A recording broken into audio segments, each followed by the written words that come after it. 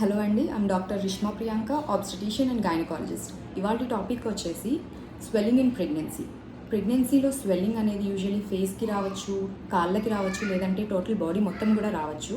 అసలు ఎప్పుడు వస్తుంది, ఎందుకు వస్తుంది, అది నార్మలా అబ్నార్మలా, మనం డాక్టర్ని ఎప్పుడు కన్సల్ట్ చేయాలి అనే విషయాలు by the end of this video మీకు క్లారిటీ వస్తుందని అనుకుంటున్నాను. మొదటిగా ప్రెగ్నెన్సీలో స్వెల్లింగ్ అనేది 5th మంత్ నుండి స్టార్ట్ అయ్యి ఆఫ్టర్ డెలివరీ స్లోగా తగ్గిపోతూ వెళ్తుంది.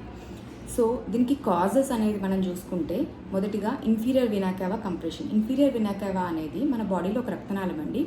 మన ప్రెగ్నెన్సీలో యూట్రస్ బేబీ రెండు గ్రో అయ్యి దానిపైన ప్రెషర్ పడడం వల్ల లెగ్లో బ్లడ్ అంతా పూలప్ అయిపోయి మనకి యూజువల్లీ కాళ్ళ స్వెల్లింగ్ అనేది చూస్తూ ఉంటాం. అలానే రెండో కాజ్ వచ్చేసి హార్మోన్స్. ఈ హార్మోన్స్ అనేవి యూజువల్గా మన బాడీలో ఉన్నా సరే ప్రెగ్నెన్సీలో చాలా మోతాదులో almost like 10 to 20 times normal range మనకి పెరుగుతూ ఉంటుందన్నమాట. సో దీనివల్ల కూడా బాడీలో స్వెల్లింగ్ అనేది మనం చూస్తూ ఉంటాం. ఇవి రెండూ కూడా చాలా నార్మల్ కాజెస్ అండి. ఆఫ్టర్ డెలివరీ మనకి ఇవి కంట్రోల్కి వచ్చి స్వెల్లింగ్ అనేది తగ్గిపోతూ ఉంటుంది. మూడవ కాజ్ వచ్చేసి హై బ్లడ్ ప్రెషర్స్. ఎప్పుడైతే హై బ్లడ్ ప్రెషర్స్ ఉన్నాయో మొదటిగా పాదాలకి, తర్వాత కాళ్ళకి, తర్వాత బాడీ మొత్తం కూడా స్వెల్లింగ్ వచ్చే అవకాశాలు ఉంటాయి. అట్లనే బ్లడ్ తక్కువ ఉన్న వాళ్ళల్లో, తక్కువ ప్రోటీన్ ఉన్న వాళ్ళల్లో కూడా మనం బాడీ కానీ కాళ్ళ స్వెల్లింగ్ కానీ చూస్తూ ఉంటాము. అట్లనే కొన్ని మెడికల్ డిజార్డర్స్ అంటే లంగ్ సంబంధించినవి కానీ, కిడ్నీ, హార్ట్ ఆర్ లివర్కి సంబంధించిన డిసీజ్ ఆర్ డిజార్డర్స్లో కూడా మనం బాడీ స్వెల్లింగ్ చూస్తూ ఉంటామండి. అట్లనే కొన్నిటికి మందులు వాడినప్పుడు లైక్ మెంటల్ డిజార్డర్స్కి కానీ, లేకపోతే ఎక్కువ బీపీ ఉండడం వల్ల మందులు వాడినప్పుడు కూడా మనకి బాడీ స్వెల్లింగ్ అనేది చూస్తూ ఉంటాం. అట్లనే ఫ్యాక్టర్స్ కాజింగ్. ఈ ఫ్యాక్టర్స్ అనేవి ఏంటంటే మనం మార్చుకోవడం వల్ల ఈ స్వెల్లింగ్ అనేది తగ్గిపోతుంది. ఆ ఫ్యాక్టర్స్ ఏంటి అంటే కనుక లాంగ్ స్టాండింగ్ కేసెస్, అంటే చాలాసేపు నిలబడి పనిచేసే వాళ్ళల్లో కూడా మనకి కాళ్ళ స్వెల్లింగ్ అనేది చూస్తూ ఉంటామండి.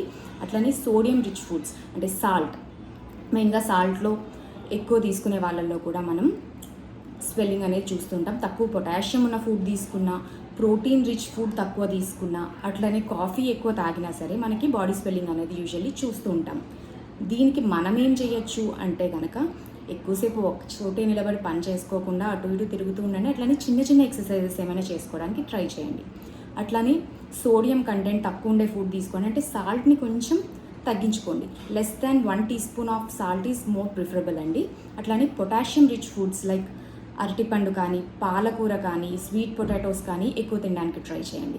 అట్లానే iron rich and folic acid rich foods. Iron rich అనేటప్పటికీ మనకి ఖర్జూరం కానీ, ఆకుకూరలు కానీ, బెల్లం ఇట్లాంటివి ఎక్కువ తీసుకోవడానికి ట్రై చేయండి. అట్లానే పీనట్స్ కూడా.